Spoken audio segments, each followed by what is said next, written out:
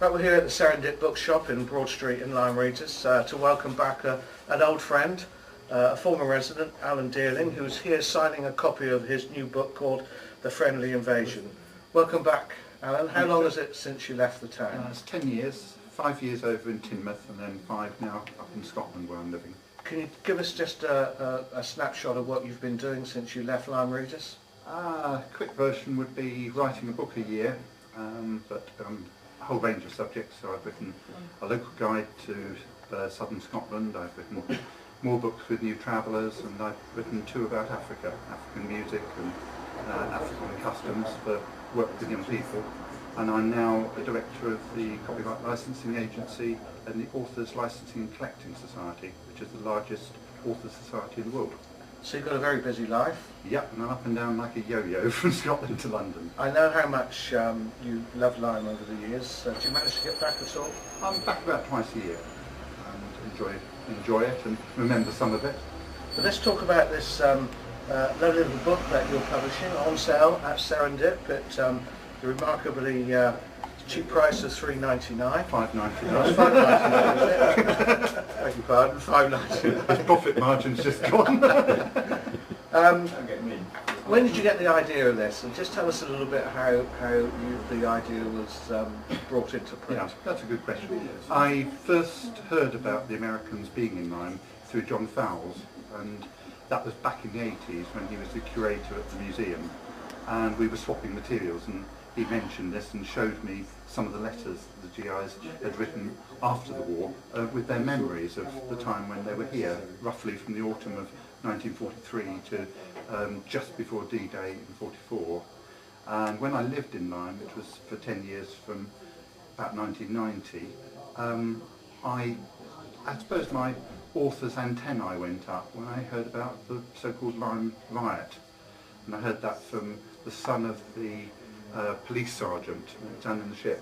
And I then started to interview people over those 10 years, and I got about 30 interviews of people who could remember when the Americans first came in, and the first were black Americans, and how they got very friendly with the black Americans, and then how the white Americans through the military tried to bring segregation into the town. So they had a white pub, a black pub, and different nights at the cinema. And the white Americans treated the black Americans abominably.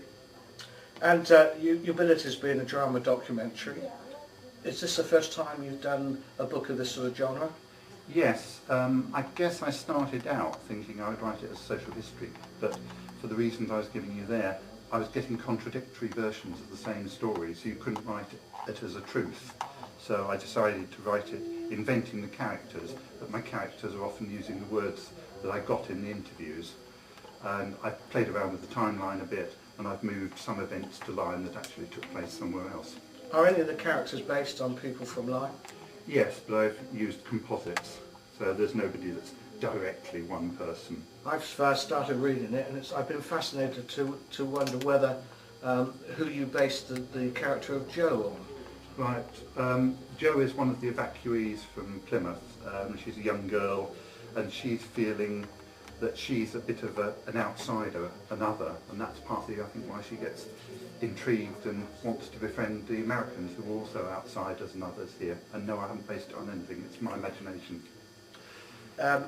There's references to wartime Lyme in a number of history books, passing references.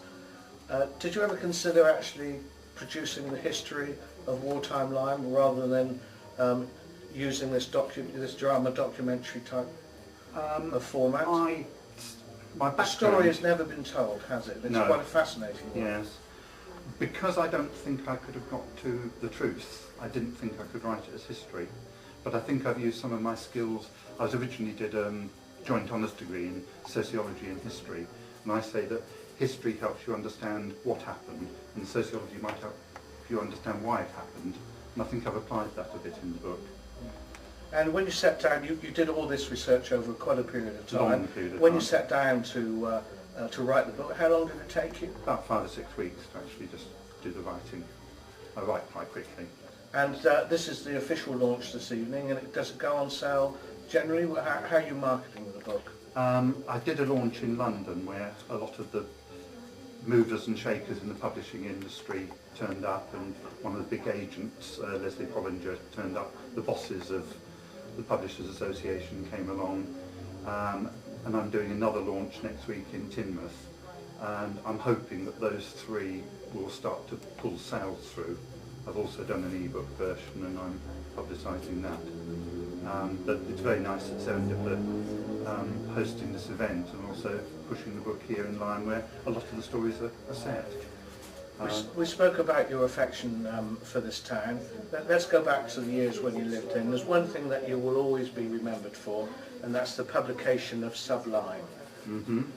Sublime News, or Sublime News, yes, depending on how you say it. And as a journalist and a newspaper publisher, local publisher, we were in envy in all of you, really, because you could actually say things which I would never have been able to get away with. It was hugely popular, wasn't it? It was a great lot of fun, but it did lead to me being barred from 3 pubs at one point. Yeah, well, we've all been there, for a lot less offences than that. People say to me now, you ought to try and revive that, and I got Matt Puddy for a while to write a very controversial column, which was sort of based a little bit on that. Mm-hmm. Do people in Lyme, I know you keep in touch with a lot of people in Lyme, so do they talk about Sublime or Sublime? I think I've had about a dozen already today, and I got back into the town at 4 o'clock. Yeah, there's a lot of affection for it, but it was a lot of in-jokes, but you're right, I was able to say things that did need to be said, but I tried to say them in a humorous way, and some people, the majority of people found it funny even when it was about themselves, but some didn't. Yeah, I think overall it's still quite missed, and a lot of my readers say that it ought to be brought back, and but I'm not sure that will ever be the case. This is a fascinating little book. I'm most of the way through it. I hope to finish it tonight, and we'll run a competition in the View from Lyme Regis to win a copy. And all I can say is get yourself down to the Serendip Bookshop. Great asset to the town, this bookshop, as you can see, and buy a copy of Alan Dearling's latest tome. It's fascinating, it deserves reading, and you'll love it. Do we applaud now?